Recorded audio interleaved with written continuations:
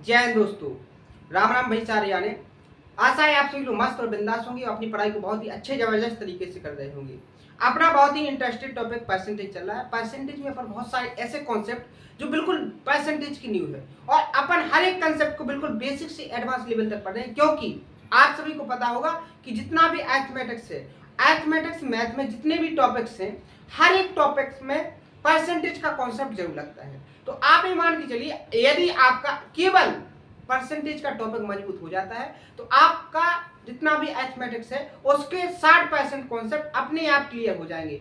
आप यदि percentage topic को कंप्लीट कर लेते हो तो आप ये मान के चलिए, यदि अरिथमेटिक्स से 60% क्वेश्चन आप सॉल्व कर लोगे, ठीक है। बस आपको थोड़ा टाइम लगेगा, लेकिन अगर इसी कॉन्सेप्ट से आपने प्रैक्टिस कर ली तो आप 60% क्वेश्चनों को डायरेक्ट माइंड में हिट करते हुए हर एक क्वेश्चन को सॉल्व कर लोगे। तो मेरा जो टेक्निक चल रही है, जो पढ़ाने का तरीका चल रहा है, वो चला है कि परसेंटेज के हर एक कॉन्सेप्ट को, चाहे वो कितना भी छोटा हो चाहे कितना भी बड़ा हो, हर एक कॉन्सेप्ट को बिल्कुल बेसिक से एडवांस लेवल तक आप सभी को बताया जाए और परसेंटेज टॉपिक को इतना मजबूत करवाया जाए कि जितने भी स्टूडेंट हैं जिनको अभी मैथ से डर लगता था, उनके मैथ का डर बिल्कुल पूरी तरीके से क्या कर दिया जाए, खत्म कर दिया जाए। तो अपना जो टॉपिक चला है परसेंटेज, तो परसेंटेज की लास्ट सेशन में अपन बहुत सारे कॉन्सेप्ट जो बेसिक थे, परसेंटेज का जो इंट्रोडक्शन था उसको कंप्लीट कर चुके हैं। तो जो नए व्यूअर्स हैं मेरे इस चैनल पर, वो लास्ट जो सेशन हुआ है उसको जरूर देखें और उसमें जितने भी कॉन्सेप्ट बताए गए हैं उनको बहुत ही अच्छे से पढ़े। यदि कोई स्टूडेंट कमजोर है जिसको एक बार में कॉन्सेप्ट समझ में नहीं आते, तो मेरा उनसे अनुरोध है कि आप उस वीडियो को 1 से 2 बार जरूर देखें, जिससे क्या होगा कि आपके हर एक कॉन्सेप्ट बिल्कुल 100% क्लियर हो जाएंगे। आपको परसेंटेज के हर एक कॉन्सेप्ट को 100% क्लियर करना है, किसी भी कॉन्सेप्ट में डाउट नहीं रखना है।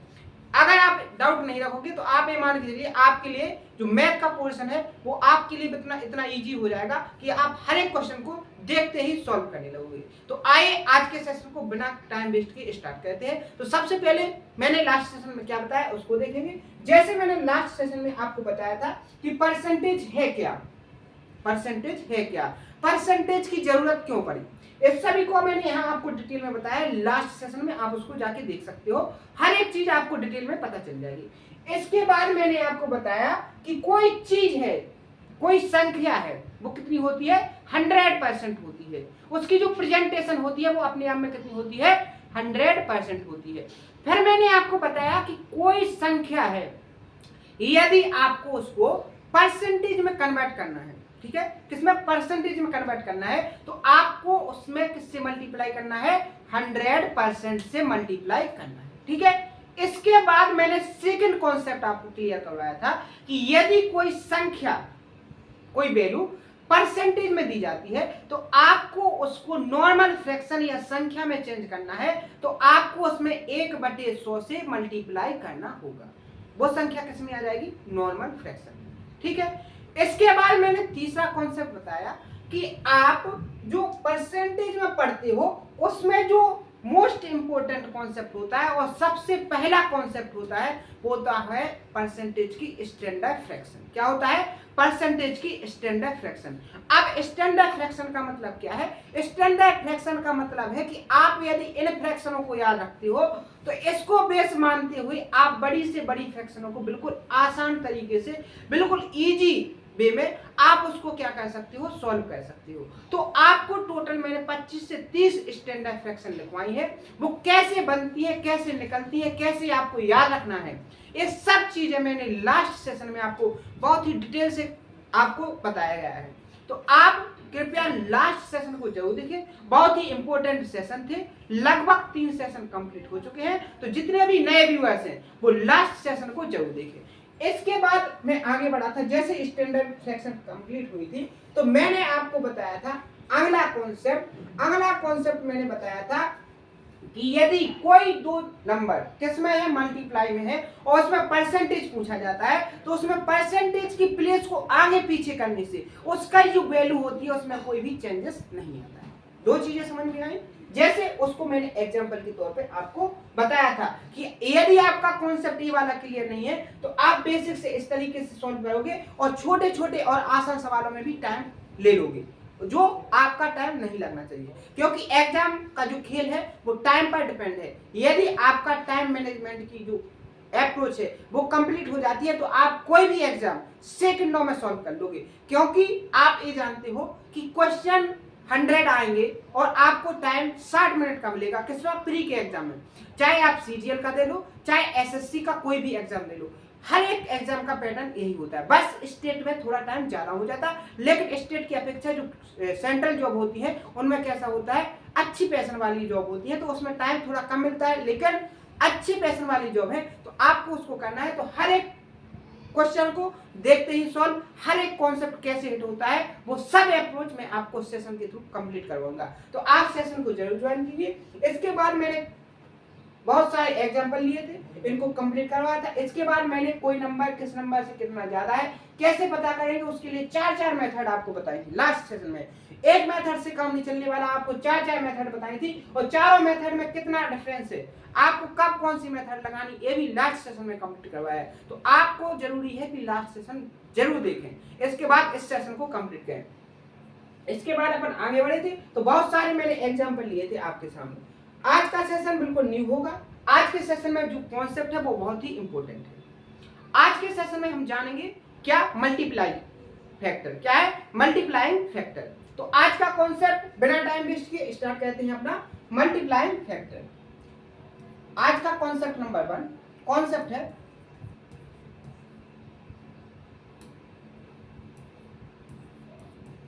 Multiplying factor. हिंदी वाले लिख सकते हैं गुणक। क्या लिख सकते हैं? इसका नाम लिख सकते हैं गुणक। देखो एग्जांपल से समझो। ए है क्या? Multiplying factor. इसको एक एग्जांपल के थ्रू समझते हैं। जैसे आपके पास कोई इनिशियल वैल्यू है। इनिशियल वैल्यू का मतलब क्या होता है? वास्तविक वैल्यू। इसके बाद एक हो जाएगी आपकी फाइनल। आपके पास दो वैल्यू हो जाएंगे। अब मैंने आपसे बोला कि आपके पास जो इनिशियल वैल्यू है, इनिशियल वैल्यू अपने आप में क्या होगी? जो वास्तविक वैल्यू अपने आप में 100% होगी। इतना आपको पता है, पिछले सेशन में बताया है। मैंने जैसे आपसे कहा कि इस नंबर को मैंने 35% बढ़ाया। अगर आप किसी नंबर को 35% बढ़ाती हो तो आपका जो इनिशियल वैल्यू होगा वो क्या हो जाएगा? 100%। अगर आप इसको 35% बढ़ाओगे तो जो फाइनल नंबर होगा वो क्या हो जाएगा? 135%। क्या हो जाएगा? 135%। आप किस तरीके से कर सकते हो? आप किसी नंबर को कैसे बढ़ा सकते हो, कैसे कम कर सकते हो? आपके पास दो तरीके होंगे। क्या तरीके होंगे? एक तो आप 100 मान के कर सकते हो, एक उसकी स्टैंडर्ड फ्रैक्शन में कन्वर्ट करके कर सकते हो। अब आपको कब 100 मान के करना है और कब आपको फ्रैक्शन में कन्वर्ट करके करना है। जैसे मैंने आपको, अगर आप 35% की वृद्धि करते हो किसमें? इनिशियल नंबर में, तो फाइनल नंबर क्या हो जाएगा? 135। आपने क्या किया? 100 मान के किया। क्या किया? 100। अब यहाँ जो 100 है वो क्या है? एक बेस है। क्या है? एक बेस है। यानी कि जो वैल्यू का बेस, आपको जो वैल्यू प्रेजेंट में दी गई है वो क्या है? 100%। अब आपको मैंने बताया कि 35% की आप स्टैंडर्ड फ्रैक्शन कैसे निकाल सकते हो। आपको पता होगा कि जो 1/, क्या होता है, जैसे अगर आप क्या करो 1/20 की जो स्टैंडर्ड फ्रैक्शन होती है वो क्या होती है? 5%। कितनी होती है? 5%। ये आपको कितनी चाहिए? 35%। तो आप नॉर्मली क्या है, आप नॉर्मली क्या काम करो कि इसमें किससे मल्टीप्लाई कर दो? किससे मल्टीप्लाई कर दो? 7 से। किससे मल्टीप्लाई कर दो? 7 से। तो 7/20 किसकी स्टैंडर्ड फ्रैक्शन हो जाएगी? 35% की। समझ में आया? तो 7 आप किसकी वैल्यू, फ्रैक्शन वैल्यू 35 की फ्रैक्शन स्टैंडर्ड फ्रैक्शन वैल्यू क्या हो जाएगी? 7/20। क्या हो जाएगी? 7/20। अब यहां देखो, समझो आपका अभी यहां नंबर कितना हो रहा था? 100%। वही यहां क्या हो रहा है? 20%। तो इसका जो बेस है वो क्या है? 20%। 20 क्या है? 20। अब यदि आप 20 को 35% बढ़ाओ तो क्या हो जाएगा? उसका कितना निकलेगा? 7। कैसे? देखो आप यहाँ साइड में समझ सकते हो। जब आप 20 को कितना बढ़ा दो? 35%। 35% क्या आ जाएगा? 100 में 20 से काटोगे कितनी बार आ जाएगा? 5 बार। 5 से 35 को काटोगे कितना आएगा? 7। यानी कि 20 को जब आप 35% बढ़ाओगे तो मतलब क्या हुआ कि आपको कितना बढ़ाना है? 7 बढ़ाना है। कितना बढ़ाना है? 7 बढ़ाना है। तो आपको यहाँ स्टैंडर्ड फ्रैक्शन में क्या मिला? जो 35% की स्टैंडर्ड फ्रैक्शन होती है वो होती है 7/20। यानी कि जो इनिशियल वैल्यू क्या है वो 20 है। क्या है? 20 है।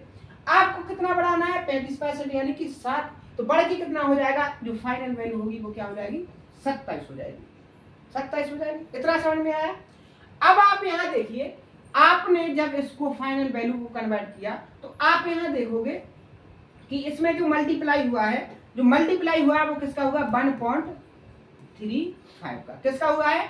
1.35 का। तो ये क्या है? Multiply factor. इसी को आप क्या बोलोगे? Multiply factor. यानी कि यदि इनिशियल वैल्यू को चेंज किया जाता है तो जो वो चेंजेस में नंबर आते हैं वो किस संख्या के मल्टीप्लिकेशन से आया है, वही नंबर क्या कहलाता है? उसका मल्टीप्लाई फैक्टर, यानी कि क्या कहलाता है हिंदी में? गुणक।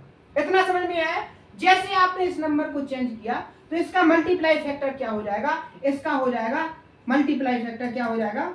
इसका हो जाएगा मल्टीप्लाई फैक्टर 27/20। 27/20 कुछ और अलग से संख्या नहीं है। जब आप 27 को 20 से डिवाइड करोगे, 27 को 20 से डिवाइड करोगे तो इतना ही आएगा 1.35। क्या आएगा?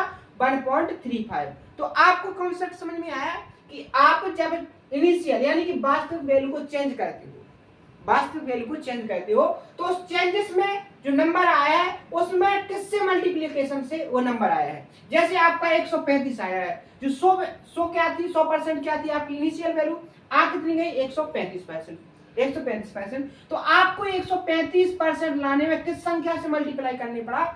1.35 से मल्टीप्लाई करना पड़ा, तभी ये नंबर आया। जैसे आप यदि आप रेशियो मान के करते, आप स्टैंडर्ड फ्रैक्शन में तोड़ के करते तो आपका जो मल्टीप्लाई जो फैक्टर होता है वो क्या होता? 27/20। लेकिन 1.35 और 27/20 कोई अलग चीज नहीं है, एक ही है। एक इसमें है नंबर, यानी कि 100 मान के करोगे तब आपका ये आएगा, और जब आप फ्रैक्शन स्टैंडर्ड फ्रैक्शन में तोड़ के करोगे तब आपका ये आएगा। जैसे मान के चलो आपके पास, आपने क्या किया कि 24% का क्या कर दिया? माइनस कर दिया। कितना कर दिया? 24% किसी संख्या को माइनस कर दिया। जैसे आपके पास वैल्यू कितनी थी? 100%। आपने 24% माइनस किया तो जो संख्या बचेगी, फाइनल संख्या बचेगी, वो कितनी बचेगी? 76%, 76%। इतना समझ में आया? बिल्कुल आया होगा। अब आप यहाँ देखो, यहाँ जो मल्टीप्लाई फैक्टर होगा वो क्या होगा? 0.76। क्या होगा? 0.76। तो मल्टीप्लाई का कॉन्सेप्ट समझ में आया? कितना होगा? 0.76। क्या होगा? 0.76। जैसे अगर आप 24% को 24% की फ्रैक्शन वैल्यू निकालो तो आपको पता होगा कि 1/25 कितने के बराबर होता? 4। किसके बराबर होता? 4% के बराबर। आपको 24 चाहिए तो 24 यानी 4 में किससे मल्टीप्लाई करना पड़ेगा? 6 से। तो इसकी जो स्टैंडर्ड फ्रैक्शन हो जाएगी वो क्या हो जाएगी? 6/25। आपको क्या करना है? 6 माइनस।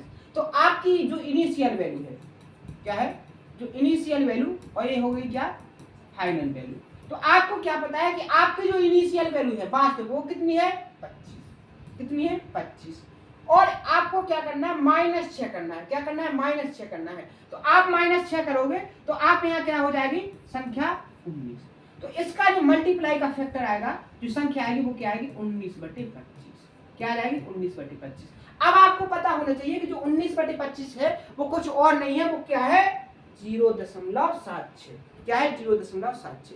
तो आपको दो तरीके बताए। आप एक बार तो 100 मान के नंबर में फाइनल चेंजेस कर सकते हो और फाइनल नंबर को ज्ञान कर सकते हो। एक आप क्या कर सकते हो? उसको स्टैंडर्ड फ्रैक्शन में तोड़ के उसको भी ज्ञात कर सकते हो। इसके बाद मैंने आपको अगला एग्जांपल लिया कि आप किसी नंबर को कम करते हो तो कैसे निकालोगे। अब मैंने आपको दो तरीके बताए कि आप 100 मान के भी कह सकते हो, आप स्टैंडर्ड फ्रैक्शन में मान के कह सकते हो। तो जब वैल्यू कैसी हो? आसान हो। जब वैल्यू की कैलकुलेशन कैसी हो? आसान हो। तब आपको क्या करना है? 100% मान के उसको कैलकुलेट करना है। लेकिन अगर आपको इस तरीके से आ गया कि कोई नंबर में, जैसे मान के चलो आप 37.5% की क्या करते हो? वृद्धि करते हो। तो जैसे अगर आप इसको कैलकुलेट करोगे तो यहाँ क्या हो जाएगा? 100%। और वैसे अगर करोगे तो क्या हो जाएगा? 137.5%। तो आपको नहीं लगता कि ये कैलकुलेशन बड़ी होगी? बड़ी हो गई कि नहीं होगी? अब आप यदि इसको किस में कन्वर्ट करते हो? आप इसको स्टैंडर्ड फ्रैक्शन में कन्वर्ट करते हो तो ये क्या हो जाएगा? आपको पता है 37.5 किसकी स्टैंडर्ड फ्रैक्शन है? 3/8 की। किसकी है? 3/8 की। तो आप क्या करो, इसमें क्या करना है? प्लस। तो आपको पता होना चाहिए कि जो 8 का क्या है? 8 का 37.5% क्या होगा 3 होगा। तो यानी कि जो बेस वैल्यू है आपकी क्या हो गई 8 हो गई। आपकी जो इनिशियल वैल्यू हो गई वो क्या होगी 8 हो गई। जब 8 को आप फाइनल वैल्यू में चेंज करोगे तो आपको कितना बढ़ाना है 37.5 यानी कि 3 बढ़ाना है। तो जो 8 से 3 बढ़ाओगे तो कितनी हो जाएगी फाइनल वैल्यू 11 हो जाएगी। तो जो इसका मल्टीप्लाई फैक्टर होगा वो क्या हो जाएगा 11/8। क्या हो जाएगा 11/8। इतना समझ में आया। आपको मैंने 3 एग्जाम्पल लेके बताए हैं। एक तो मैंने पहले 35% को बढ़ाया तो मैंने कहा आप 100 मान की कर सकते हो तो क्या हो जाएगा नंबर 135% क्योंकि आप वृद्धि कर रहे हो। तो आप इसमें जो मल्टीप्लाई का फैक्टर देख रहे हो क्या है 1.35। भाई मैंने आपको कहा कि इस नंबर को आप फ्रैक्शन में भी कर सकते हो चेंज, उसके बाद ही वही सॉल्यूशन आएगा। तो मैंने कहा कि इसकी जो 35% की स्टैंडर्ड फ्रैक्शन होती है वो क्या होती है 7/20 यानी कि इसकी जो बेस वैल्यू है वो क्या है 20 से आप कितना बढ़ा दो 7 क्यों बढ़ा दो क्योंकि आपको 20 का सिर्फ 35% बढ़ाना है और 20 का 35% कितना होता है मैंने आपको यहाँ निकाल के बताया कितना 7 कितना होता है 7। तो आप जब 20 को 7 बढ़ाओगे तो क्या नंबर बन जाएगा 27। इसका जो मल्टीप्लाई का फैक्टर हो जाएगा वो क्या हो जाएगा 27/20 क्या हो जाएगा 27/20। अब मैंने कहा कि जो 27/20 है वो कुछ अलग नहीं है वो क्या है 1.35। देखो अगर आपको डाउट है तो मैं यहाँ क्लियर करवा देता हूँ। जैसे आप इसको 20 से डिवाइड करो तो क्या आ जाएगा 1 7 बचेगा क्या आ जाएगा पॉइंट लगाए क्या आ जाएगा 363 फिर क्या आ जाएगा 500 तो क्या है 1.35 क्या है 1.35। तो आप नंबर जब एक को चेंजेस कर रहे हैं तो उसके मल्टीप्लाई में कोई चेंजेस नहीं आएगा। जो आप नंबर में करोगे वो नंबर में आएगा, जो आप स्टैंडर्ड फ्रैक्शन में करोगे तो वो किस में आएगा स्टैंडर्ड फ्रैक्शन में। दोनों कंसेप्ट। ये तो क्या कर रहा है जब आप किसी संख्या में क्या कर रहे हो वृद्धि कर रहे हो। अब यदि आप क्या कर दो उसी संख्या में माइनस कर दो क्या कर दो माइनस, जैसे आपने -24% कर रहे किसी संख्या को वास्तविक संख्या को -24% कर रहे हैं तो आप इसको 100% मान के करोगे तो अगर कोई संख्या 100% है तो वो कितनी बचेगी फाइनल। अगर आप उसमें 24% की कमी करते हो तो कितना बचेगा 76%। इसमें मल्टीप्लाई फैक्टर देखोगे तो क्या आ जाएगा 0.76%। 6 क्या आ जाएगा मल्टीप्लाई फैक्टर क्या आएगा 0.76। इसके बाद मैंने आपको बताया कि आप इसको स्टैंडर्ड फ्रैक्शन में कन्वर्ट करके भी कर सकते हो। कैसे कि आप 24% की स्टैंडर्ड फ्रैक्शन निकाल सकते हो क्योंकि मैंने बताया कि 1/25 किसकी होती है 4 की। अगर 4% के बराबर अब आपको 24% चाहना है तो 4 को 24 बनाने के लिए आपको 6 से मल्टीप्लाई तो 6/25 की जो स्टैंडर्ड फ्रैक्शन होगी वो क्या हो जाएगी 24% के बराबर होगी। किसके बराबर 24% के। तो मतलब क्या हुआ जब आपको 24% माइनस करना है तो 25 का 24% निकालोगे तो वो किसके बराबर आएगा 6 का। अब आप जो बेस वैल्यू है जो आपकी इनिशियल वैल्यू है वो क्या है 25%। जब आप 25 को 6 माइनस करोगे तो नंबर कितना बनेगा फाइनल में 19। अब इसका जो मल्टीप्लाई फैक्टर निकल के आया वो क्या है 19/25। तो 19/25 कुछ और नहीं है क्या है 0.76 क्या है 0.76। वहां क्या है संख्या में यहाँ क्या है स्टैंडर्ड फ्रैक्शन। दोनों चीज समझ में आ रही।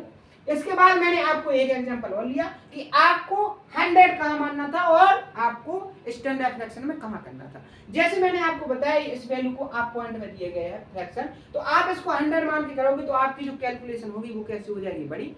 आपको क्या करना है इस कैलकुलेशन को आसान बनाने के लिए आप क्या करो इसको स्टैंडर्ड फ्रैक्शन में कन्वर्ट कर दो। स्टैंडर्ड फ्रैक्शन में कन्वर्ट करोगे तो आपकी जो बेस वैल्यू हो जाएगी जो इनिशियल वैल्यू होगी वो क्या हो जाएगी 8 का जब आप 37.5% बढ़ाओगे तो कितना बढ़ाना पड़ेगा आपको 3 तो वो नंबर बढ़ के क्या हो जाएगा 11। नंबर बढ़ के क्या हो जाएगा 11। तो आप क्या मान सकते हो कि इसका जो मल्टीप्लाई फैक्टर है वो क्या हो जाएगा 11/8। अब बहुत सारे स्टूडेंट सोच रहे होंगे कि मल्टीप्लाई फैक्टर बोल रहे हैं लेकिन मुझे समझ में नहीं आ रहा। तो आपको ये तो एग्जांपल हो गए। अब मैं कॉन्सेप्ट आपको बताता हूं। अब आपको कॉन्सेप्ट बहुत जल्दी समझ में आ जाएगा क्योंकि डायरेक्ट कॉन्सेप्ट बताता तो आपको समझ में नहीं आता। आपको मैंने 60% यहां समझाने की कोशिश की है। अब 40% मैं देखो कॉन्सेप्ट में समझाऊंगा। देखो कैसे देखो कैसे समझाता हूं कैसे। आप देखो अगर मैं आपसे पूछूं कि जैसे आप कोई संख्या k है जब k को आप x% की क्या करो वृद्धि करो। अगर मैं आपसे पूछूं कि कोई संख्या k है k को आप x% बढ़ाओ क्या करो, के को जब आप x% बढ़ाओ तो नंबर क्या बनेगा। तो बहुत सारे स्टूडेंट बोलेंगे कि लिख दो सर k प्लस x%, लेकिन ऐसा नहीं है। नंबर में क्या बोला गया, मैंने क्या बोला उसको ध्यान से सुनो। मैंने बोला कि k को x% की वृद्धि करने पर फाइनल नंबर क्या बनेगा। तो देखो कोई नंबर k, तो वो k तो रहेगा ही, कोई नंबर k है तो वो k तो रहेगा ही, लेकिन k के साथ k में x% की वृद्धि करोगे तो वो नंबर भी क्या हो जाएगा ऐड, तो क्या हो जाएगा k का x%। तो जो फाइनल नंबर बनेगा वो फाइनल नंबर क्या होगा कि आप क्या कर रहे हो, k में आप क्या कर रहे हो, k में x% की वृद्धि करते हो, तो जो कॉन्सेप्ट बनता है वो क्या बनता है, k प्लस k का x%। जैसे आप एग्जांपल के तौर पर जानो, जैसे मैंने कहा आपके पास कोई नंबर कितना है 100, कितना है 100, आप इस नंबर को 20% की वृद्धि करते हो, क्या करते हो, इसमें 20% की वृद्धि करते हो, तो ये नंबर जो 100 है 100 तो रहेगा ही, प्लस 100% तो रहेगा ही, लेकिन इसमें किसकी 100 का 20%, 100 का 20% क्या हो जाएगा और ऐड हो जाएगा, तो क्या हो जाएगा 100 प्लस 100 का 20% की स्टैंडर्ड फ्रैक्शन 1/5, क्या हो जाएगा 1/5, 5 से कैलकुलेट करोगे तो क्या आ जाएगा 20। तो जो फाइनल नंबर बनेगा वो क्या बनेगा आपका 120। तो क्या हुआ, जो आपने वृद्धि की है वो नंबर भी क्या होता है, उसका तरीका क्या होता है k प्लस k का x%, k प्लस k का x%। कॉन्सेप्ट समझ में आया। तो देखो जैसे माने कि चलो मैंने आपसे कहा कि आपके पास कोई इनिशियल वैल्यू है, जैसे देखो अब मल्टीप्लाई का चीज और एक कॉन्सेप्ट बोल रहा, जैसे मान के चलो आपने इसको क्या कर सकते हो, आप इसमें से k को कॉमन ले लो, क्या कर लो कॉमन ले लो। मल्टीप्लाई फैक्टर क्या होता है उसको समझा। अगर आपने यहाँ से k कॉमन ले लिया तो यहाँ क्या बचेगा 1 बचेगा, प्लस लगाओ, यहाँ से k चला जाएगा तो क्या बचेगा x%, क्या बचेगा x% बचेगा ना। अब आपको समझ में आया कि यदि आप किसी नंबर में यदि आप किसी नंबर में, एक मिनट आप इसको क्या कर लो, इसकी कोई जरूरत नहीं, आप इसको हटा सकते हो, ठीक है, इसको हटा दो, ये तो मैंने आपको समझा दिया, ठीक है। अब देखो जैसे आपने किसी संख्या को अगर वृद्धि करते हो तो उसमें मल्टीप्लाई फैक्टर क्या आता है, आपने k को किया कितना x%, तो आपको अगर k को x% वृद्धि करनी है तो उसमें मल्टीप्लाई फैक्टर क्या आ रहा है 1 प्लस x%, क्या आ रहा 1 प्लस x%, यानी कि आपको 1 के साथ किसको ऐड करना है, जो वृद्धि कर रहे, जो वृद्धि, फिर उसका मल्टीप्लाई किसमें करना है, जो नंबर में आप जिस नंबर को वृद्धि करना चाहते हैं, जिस नंबर में आप वृद्धि करना चाहते हैं। अभी नहीं आया वो, अब और अच्छे से आ जाएगा। जैसे आपको पता होगा आपके, ठीक है, आपके क्या हो गया, एक नंबर हो गया, आप 1 का पता है कि जो 1 होता है वो किसके बराबर होता है 100% के बराबर, इतना समझ में आया। तो 1 किसके बराबर हो जाएगा 100% के बराबर हो जाएगा, ए क्या हो गया प्लस x%, ठीक है।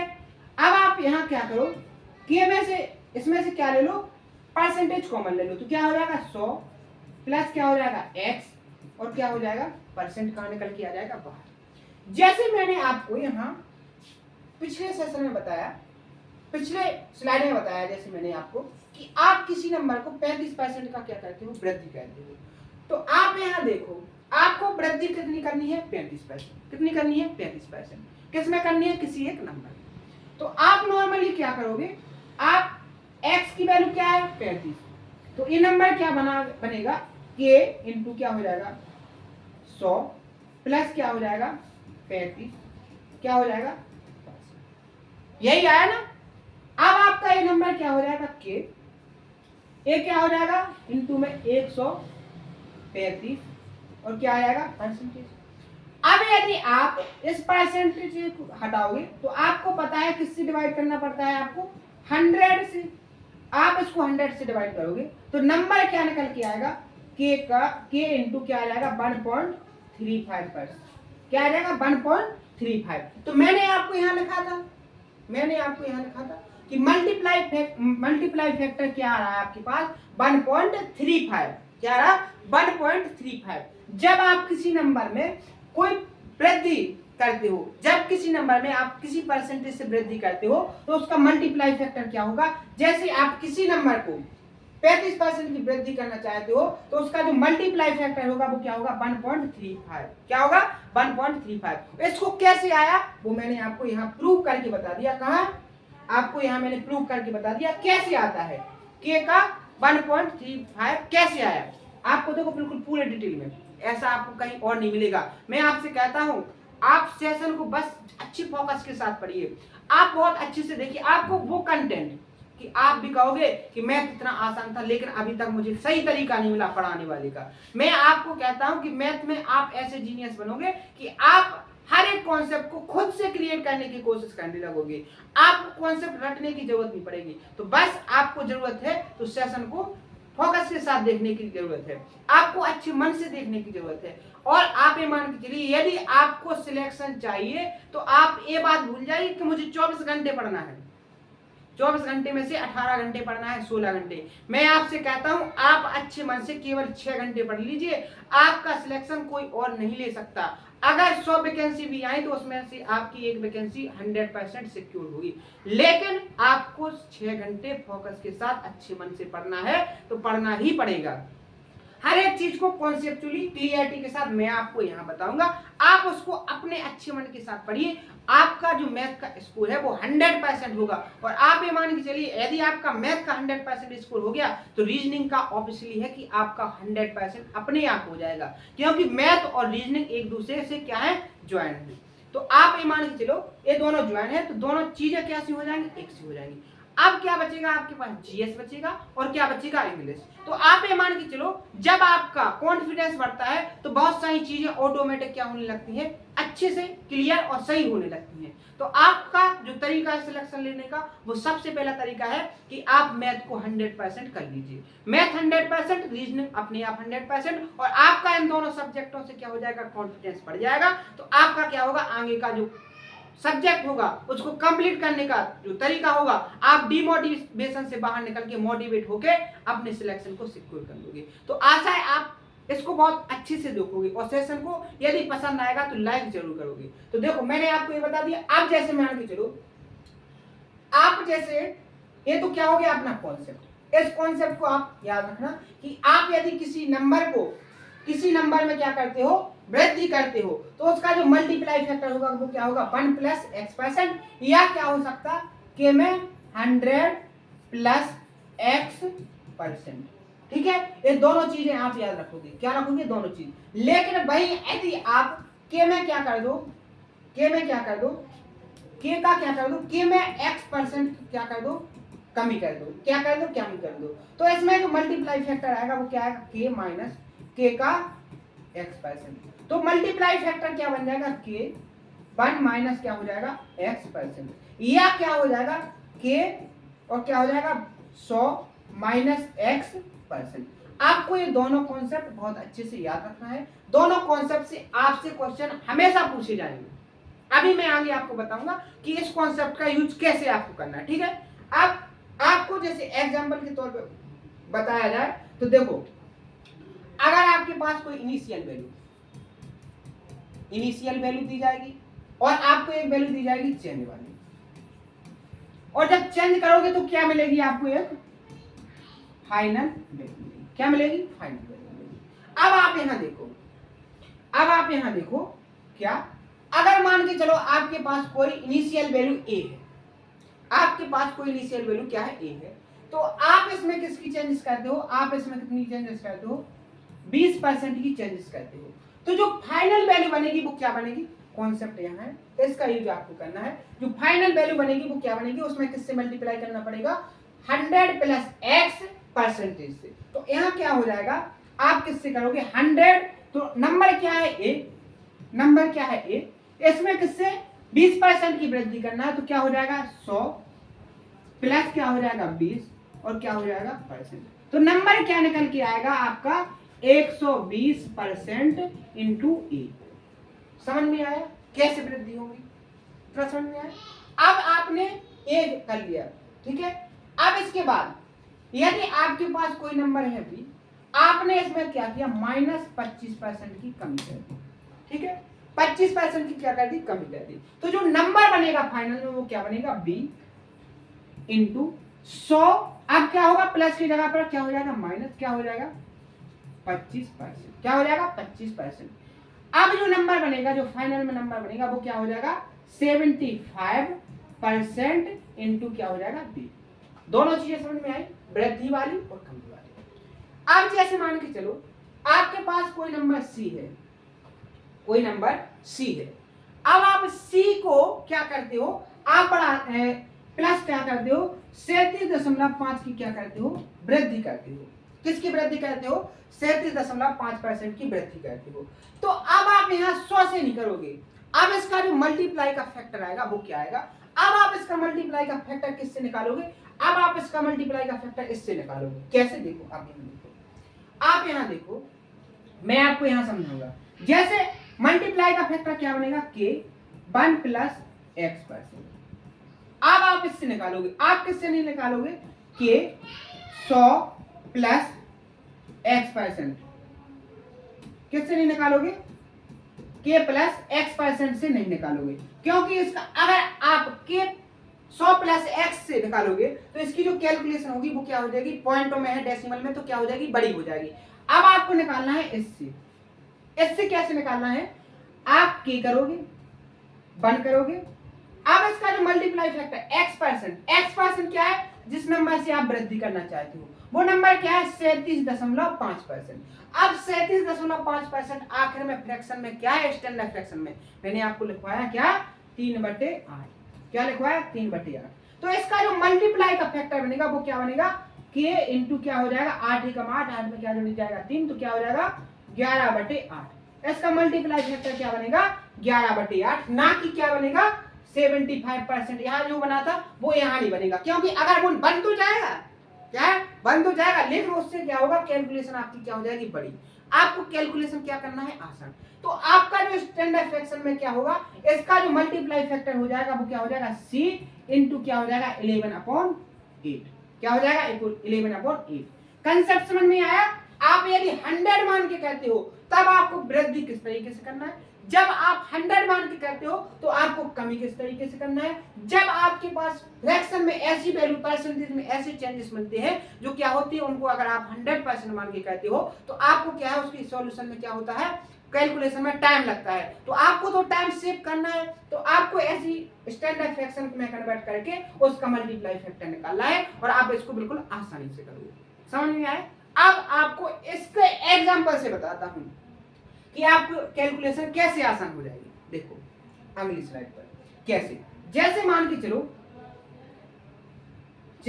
चलो हर एक चीज को मैं कंसेप्चुअली क्लियरिटी के साथ बता रहा, आप उतनी ही मेहनत के साथ पढ़िए। अगर मैं मेहनत के साथ पढ़ा रहा तो आपको जरूरत है कि मेहनत के साथ आप भी पढ़ें। तो जैसे मैंने आपको बताया कि आपको क्या है, इनिशियल वैल्यू, ठीक है, फिर मिलेगी क्या, चेंज करोगे, आप क्या करोगे, चेंज करोगे। इसके बाद आप क्या करोगे, आपको क्या मिलेगी, फाइनल वैल्यू।